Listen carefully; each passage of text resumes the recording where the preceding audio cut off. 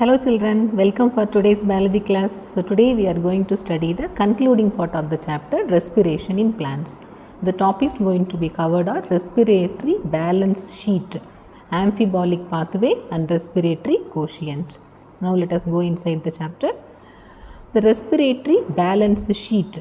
So here whatever ATP, some ATPs are directly produced, okay, some in the form of GTP or in the form of NADH. So NADH also synthesized during glycolysis and during Krebs cycle also.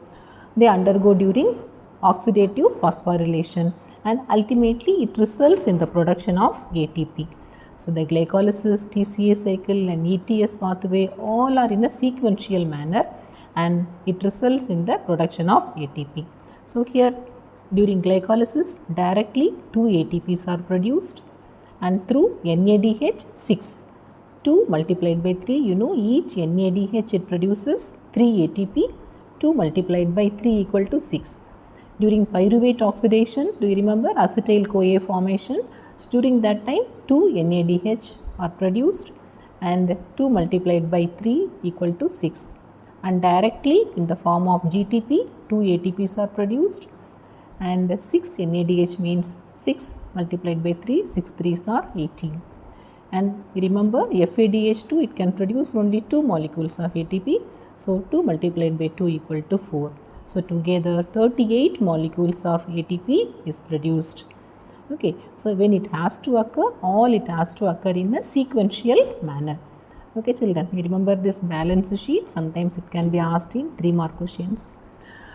So here when the respiratory pathway you call them as amphibolic pathway. So when other intermediates of when proteins it produces amino acid and apart from that fats it produces fatty acid, they should also, it has to enter inside the cycle, respiratory cycle. Only glucose when it is being used, when no other alternative substrate will be available. So that's why there has to be way for entering of, so the amino acid also and the fatty acids means other respiratory substrates. For that also there has to be way. The respiratory pathway, so you call that as anabolic and catabolic process. Both are involved here. That's why you call the respiratory pathway as amphibolic pathway. So now let us see how it is considered as amphibolic pathway. See here, this one only we studied how the carbohydrates it has been converted into pyruvic acid, that is breakdown of glucose, it results in the production of pyruvic acid and acetyl coenzyme A, Krebs cycle, then ultimately it results in the production of ATP by means of oxidative phosphorylation. So in case when the fats it has to enter inside, the fatty acids and glycerol, it can enter here dihydroxyacetone phosphate. So it can be converted into this, they can enter inside, or they can be converted into acetyl-CoA and they can enter inside the cycle as intermediate. And amino acids, it can be converted into pyruvic acid and it can enter inside the cycle. So this flow diagram also, remember children, it shows how the respiratory pathway is amphibolic pathway, how they are giving way for other substrates also, other nutrients also, how it can enter inside the cycle. Next let us study regarding respiratory quotient. The respiratory quotient equal to the volume of carbon dioxide evolved divided by the volume of oxygen consumed.